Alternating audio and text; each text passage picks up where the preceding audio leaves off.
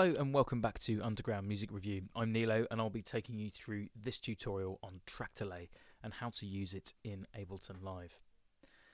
As producers, we already know that quantization in our preferred DAW is something we take for granted. Our entries, whether audio or MIDI, snap to the grid, speeding up our workflow and editing. With options on the grid from 8 bars down to 32 segments of a bar. So if we look at the drum rack here and we go into our piano here, we've actually painted in some MIDI clips here to show a particular rhythm that I've been composing. As we can see, if we take the kick clip here and we can move it, and as you can see it snaps to these lines known as the grid, and we can actually change these anything from 8 bars, 4 bars, 2 bars, 1 bar, all the way up to 32 segments of a bar. So basically what this means is that this naturally just snaps to the grid to quantize the rhythms that we enter in. There comes a point in our production career, however, when we realise that our tracks seem lifeless and robotic. This is because they lack groove or a humanized element to them. You may be aware that every artist will have her or his own identity. Well, how is it exactly we can identify an artist just by hearing their music? Historically, this identity is called a fist and originates from the world of Morse code.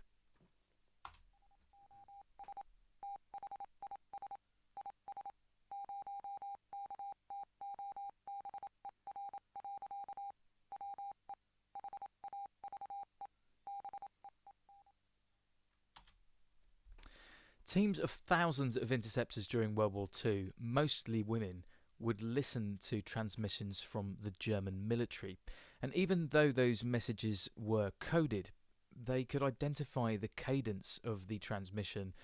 This means they could identify who was sending the message. The ability to identify a fist helped cracking the famous Enigma code and played a crucial role in leading to England winning the war. Cadence is a modulation or an inflection commonly identified in someone's voice. We can pick identity just by listening for the modulations in someone's speech, even from another room, a recording or similar. Cadence, when broken down, is basically subject to rhythm, tempo and swing. In music, we can mould all these terms together into one word: groove. Track delay is one feature we can use in DAWs to help humanize our tracks by modulating the rhythms, tempos and swing of the sounds within our projects. For all intent and purposes, let's demonstrate this by using drum patterns. So once I have my rhythm down, I duplicate or copy out my drum rack so each sound has its own channel. As you can see here, the kick, the clap and the hi-hat have their own respective channels. I've coloured them blue, orange and yellow because that's just how I work in my workflow. There's other workflows on the Underground Music Review website that you can go and watch as well relating to this. Now, if we pay close attention to these duplicates that I've created, you'll notice that all of the MIDI clips and all of the samples will actually be tripled because we've duplicated them out into 3 different channels. So if we solo these, obviously the samples that are going to be playing all at the same time is going to be very loud. Okay, so to avoid this, what we can do is go through the respected channels and actually solo the kick in the kick channel, solo the clap in the clap channel, and solo the hi-hats in the hi-hat channel. And then we'll have something like this.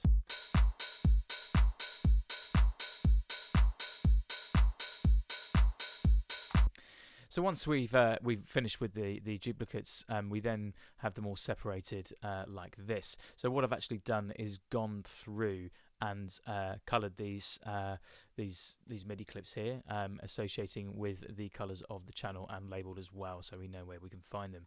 And also you will notice that all the MIDI information has been deleted from these these duplicates. So what you can do, in fact, is delete the information we don't need. So we don't need the clap or the hi-hat in the kick channel, and also we can go into the MIDI information and delete these sections as well. Wonderful. Tidies it up, and it means that we can move on to our separated tracks. Okay, so let's have a look at implementing track delay. Now, how much track delay you dial into individual channels will depend on how much separation you want between the individual sounds in your track. Now, house music, for instance, develops its fist, its identity or groove, from swing within the overall rhythms laid down. Other sounds like chord progressions, melodies, bass lines can also add to the groove, but we're just focusing on drums at the moment.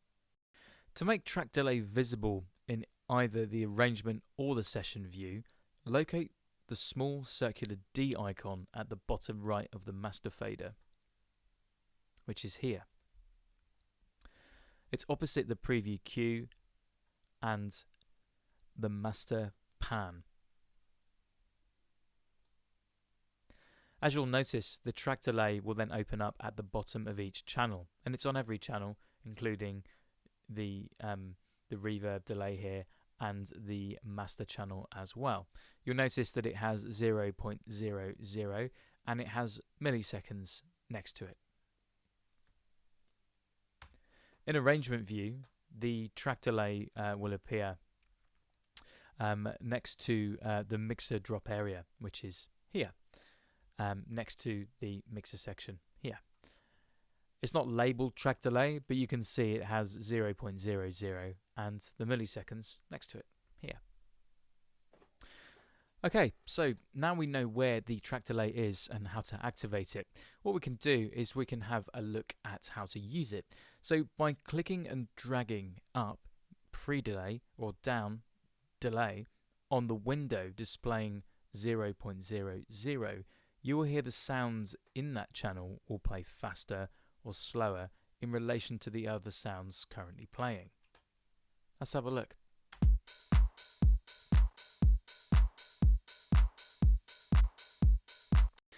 So I sped it up, and when you speed it up, obviously the MIDI notes will move actually before the kick drum there and the hi-hat samples, so it will give a feeling that it will be speeding up almost and giving more urgency to the clap sound there.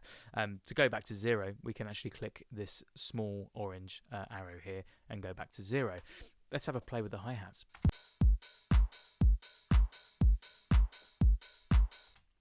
You can hear that it actually changes the groove quite considerably the more you actually delay the tracks. Now what I've actually done is I've actually set up two different groups here, one with track delay and one without. So let's have a listen to no track delay versus track delay. This is no track delay here.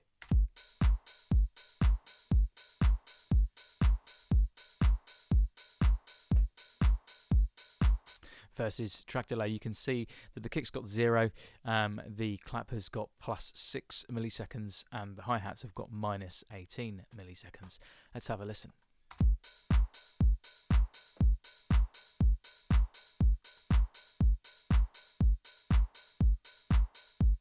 You can hear that the hi-hat's got this definite swing now, as it's swinging with the other instruments and the other sounds within this this rhythm that we've created.